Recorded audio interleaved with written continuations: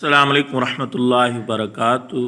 ماہ محرم الحرام کے روزوں کی فضیلت، خصوصاً عاشوراء 10ویں محرم الحرام کے روزے کی فضیلت کے حوالے سے بات کریں گے۔ اور بہت سارے لوگوں کی طرف سے یہ سوال پوچھا جا رہا ہے کہ محرم الحرام کے روزے کی نیت کیسے کریں، کیونکہ رمضان میں کیلنڈروں پہ نیت لکھی ہوتی ہے تو ہمیں نیت نہیں آتی، تو اس کے اوپر بھی بات کریں گے۔ سب سے پہلے بات کر لیتے ہیں کہ محرم الحرام کے مطلقاً روزوں کی فضیلت کیا ہے۔ تو حضرت ابو ہریرہ رضی اللہ تعالیٰ عنہ سے روایت ہے کہ رسول اللہ صلی اللہ علیہ وسلم نے فرمایا، افضل ترین روزے رمضان کے بعد ماہ محرم کے ہیں، اور فرض کے بعد افضل ترین نماز رات کی نماز ہے، یعنی تہجد کی نماز ہے۔ اسی طرح عبداللہ ابن عباس رضی اللہ تعالیٰ عنہما سے روایت ہے کہ آپ صلی اللہ علیہ وسلم نے فرمایا، جو شخص یوم عرفہ کا روزہ رکھے گا تو اس کے 2 سال صغیرہ گناہ کا کفارہ ہو جائے گا، اور جو شخص محرم کے مہینے میں ایک روزہ رکھے گا اس کو ہر روزے کے بدلہ میں 30 روزوں کا ثواب ملے گا۔ تو مطلقاً محرم کی کسی تاریخ میں بھی روزہ رکھنے کی فضیلت ہے کہ ایک روزے کے بدلے میں 30 روزوں کا اجر و ثواب ملتا ہے۔ اس طرح آگے چلیں، عاشوراء کا روزہ تو رسول اللہ صلی اللہ علیہ وسلم کے قول اور عمل سے یہ ثابت ہے۔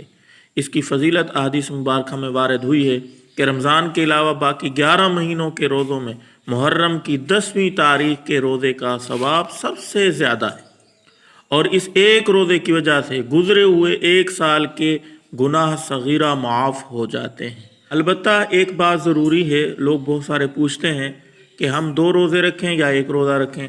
تو دیکھیں، مستحب اور افضل بہتر تو یہ ہے کہ آپ 2 دنوں کا روزہ رکھیں، 2 روزے رکھیں، یعنی 9ویں اور 10ویں محرم کا روزہ رکھیں، یا 10ویں محرم الحرام اور 11ویں محرم الحرام کا روزہ رکھیں۔ لیکن اگر کوئی ایک ہی روزہ رکھ لیتا ہے، صرف 10ویں محرم الحرام کا رکھ لیتا ہے تو بھی ٹھیک ہے، جائز ہے، اس کو یہ فضیلت حاصل ہو جائے گی۔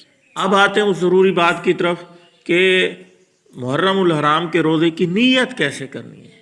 بہت لوگ کنفیوز ہوتے ہیں کہ کیسے نیت کریں، ہم روزہ نہیں رکھ سکتے، ہمیں تو نیت بھی نہیں آتی۔ تو یاد رکھیں، نیت زبان سے دہرانا کوئی ضروری نہیں ہوتا، دل کے پختہ ارادے کا نام نیت۔